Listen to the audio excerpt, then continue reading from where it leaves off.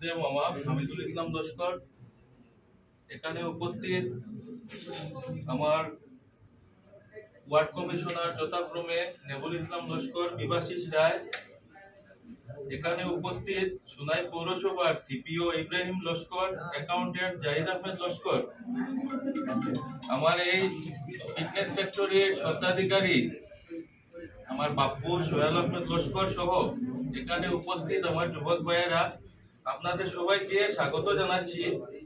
সত্যি আজকে খুবই আনন্দিত লাগছে, কারণ আমাদের জীবনের মধ্যে সবচাইতে বড় যেটা জিনিস হচ্ছে সেটা হচ্ছে শরীর চর্চা।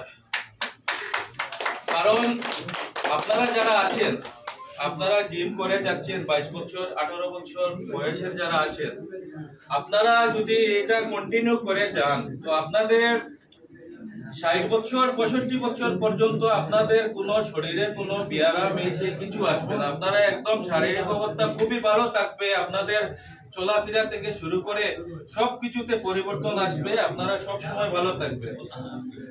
আমি এই জিম সেন্টারটা অনেকদিন থেকে এই জিম সেন্টারে আসার জন্য আমি বাপুকে বারবার ফোন করেছিলাম। বিগত 2 বছর থেকে আমি চেষ্টা করছি আমিও জিম করব, কারণ আমি সুগার পেশেন্ট।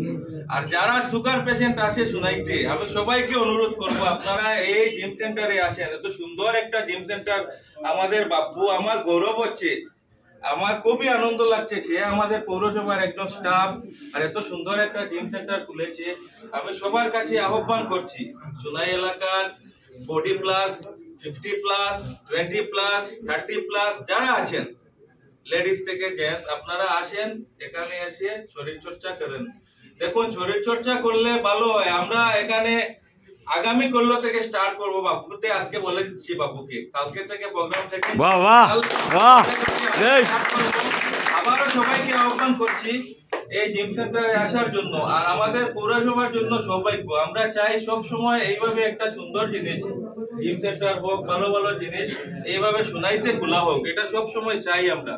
আর এটা একদম জকজকে যেটা একটা জিম সেন্টার খোলা হয়েছে, আমার মনে হয় এটা সোনাইয়ের মধ্যে সর্বপ্রথম। এইভাবে কোনো জিম সেন্টার খোলা হয়নি।